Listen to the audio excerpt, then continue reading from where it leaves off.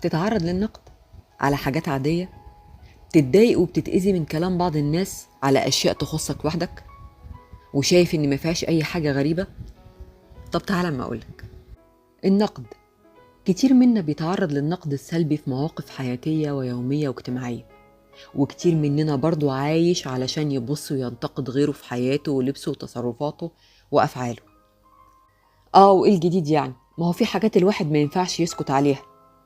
طب تمام، أيوة فعلا في حاجات الواحد ما ينفعش يسكت عليها، بس ده في حالة إنها فعلا هتسبب لك ضرر أنت شخصيا، وبتشكل خطورة حقيقية، ضرر في بيتك، ضرر في أولادك، ضرر في صحتك، حاجة مؤذية قبيحة، شيء فعلا مؤذي.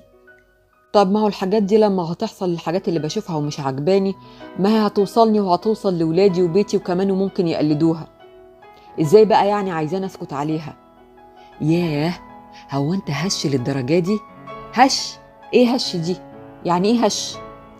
هش يعني ضعيف، وضعيف قوي، يعني كده بالبلدي مخوخ، ومخوخ يعني فاضي من جوه. اي حاجة تأثر فيك، ولو حطينا فيك اي حاجة من جوه هتتملي بيها وتتغير. لا مش هش، بس برضو لازم امنع اي ظاهرة ما تعجبنيش وهاجمها علشان اخليها تقف عند حدها.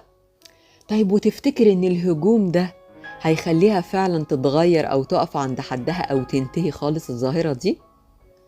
طيب ايه رأيك بدل ما تهاجمها تقدم انت الافضل بتصرفاتك وافعالك، تقدم باخلاقك وانسانيتك. ما هو اصل الناس لما تشوف انت بتعمل ايه مش بتقول ايه هيميزوا الفرق كويس قوي. ولو خلاص كان ولا بد انك هتنتقد، ما انت ممكن تقدم الكلام بصورة طيبة وبشكل لطيف، مش بشكل جارح ومؤذي، او انك بتتفاضل على اللي انت بتنتقده وانك انت احسن منه وانك انت افضل وانك انت وانت وانت. طب ما تخلي تصرفاتك وافعالك وسلوكك هم اللي يتكلموا عنك. مفيش حد بيقدر يغير حد بالهجوم عليه او احراجه وجرحه. مفيش مجتمعات بتتغير بالنقد السلبي والعنف اللفظي والسخرية او التنمر. ده بيزود الازمات الاجتماعية بين الناس وبيحض على الكراهية أكتر، وبيسبب نفور شديد في العلاقات الاجتماعية. وعايزة أقولك إن عين النقد اللي أنت بتبص بيها هي في الأساس بيكون ليها أصل مشاكل عندك من زمان مريت بيها وأنت مش واخد بالك. إزاي يعني؟ يعني أنت مثلا، أنت بنفسك اتعرضت للنقد والسخرية كتير في مواقف كتير، سواء وأنت صغير أو يافع، أو حتى اتعرضت للعنف عن بعض الأعمال اللي كانت ممكن تكون بسيطة وعفوية جدا. أنت بتشوفها وبتنتقدها دلوقتي علشان غيرك عنفك عليها وأهانك. يعني أنت دلوقتي حاجة من اتنين، يا بتطلع عقدك على غيرك يا بتزكي نفسك على غيرك، وفي كلتا الحالتين دي مشكلة ومش مقبول أبدا، تصرف مش مقبول، وإنك ما عندكش ثقافة تقبل الآخر، ولا أنت نفسك متقبل نفسك ولا الوضع اللي أنت فيه، وبتحاول تعوض الشعور ده بالهجوم المستمر على غيرك في أي موقف بتقدر تنفذ فيه عن سمومك الداخلية. ما بتقدرش تشوف حاجة بعين القبول والمحبة أو حتى التماس الأعذار. وطبعا في كلامي أنا بقصد كل حاجة عادية وبسيطة، مش بتكلم عن أي حاجة خارجة عن نطاق المنطق والبسيط والعادي المتعارف عليه واللي بيحصل من زمان، عشان بس ما يحصلش فهم خاطئ للأمور، أو يتفهم الكلام إنه ممكن يكون بيشجع على بعض السلوكيات الشاذة المنفرة والغير مقبولة نهائي. لا، أنا بتكلم في حاجات وأمور عادية بيتم نقدها بوحشية كاسرة، زي التعبير عن الفرحة مثلا بشكل مختلف. مفيش حد بيفرح بقوانين الفيزياء والكيمياء، ولا هيفكر يعبر عن فرحة تلقائية بالبرجل والمنقلة ويقيس الزوايا الأول. وطبعا مفيش حد ما بيسلمش من النقد، وأوقات النقد الجارح الهادم المهين، بس بدل ما تأذي حد وتكسفه وتحرجه لأشياء ملكش أي دخل بيها ومش هتضرك، اتعلم حاجة من اتنين: يا تسكت، يا تقدم الأفضل، يا تقول كلمة طيبة. لا تطلق لسانك ويداك على الآخرين بالأذى. يا أخي، ده المسلم من سلم الناس من لسانه ويده. يعني عايزاني أشوف الغلط واسكت؟ طب ونسيتي إن الساكت عن الحق شيطان أخرس؟ لا ما نسيتش، بس يا ترى الحق اللي انت بتتكلم عليه هنا شكله ايه وازاي وفين؟ ازاي؟ اقول لك ازاي. يعني مثلا مش في حد بينص على قطع يد السارق؟ في. طب تقدر تطبق الحد ده؟ وهو حق على فكرة.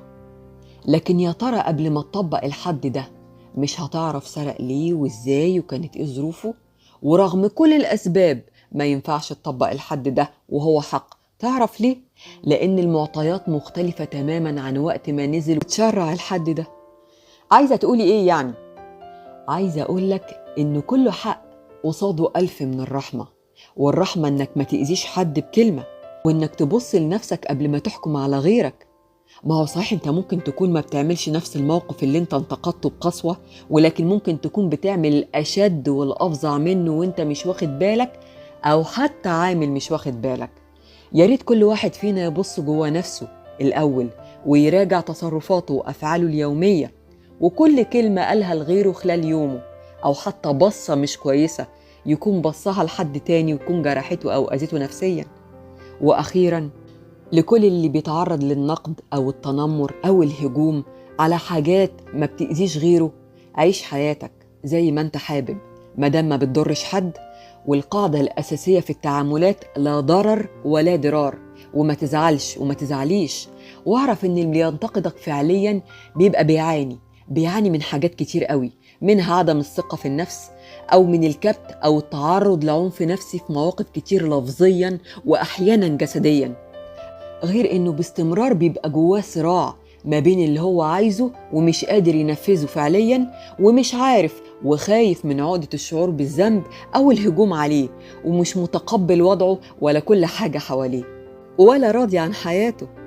ولو هو راضي عن حياته مش هيهاجم غيره، لانه ليه قناعته الخاصة مش محتاج ان هو يظهرها او يبررها او يطبقها على غيره بالعافية. هو راضي باللي هو فيه. وكل واحد يرى بعين طبعه. والكلمة الطيبة صدقة. الكلمة لها سحر خاص، استخدمها في الخير والبنى بدل الهدم. وافتكر قول الله تعالى: بسم الله الرحمن الرحيم، الذين يستمعون القول فيتبعون أحسنه، أولئك الذين هداهم الله وأولئك هم أولو الألباب. صدق الله العظيم. خلص كلامنا الليلة وخلصت حلقتنا، وأرجو أنكم تشاركوني بآرائكم ومواقفكم ومقترحاتكم وأسئلتكم لأي موضوع حابين نتكلم فيه. كان معكم هند الدالي.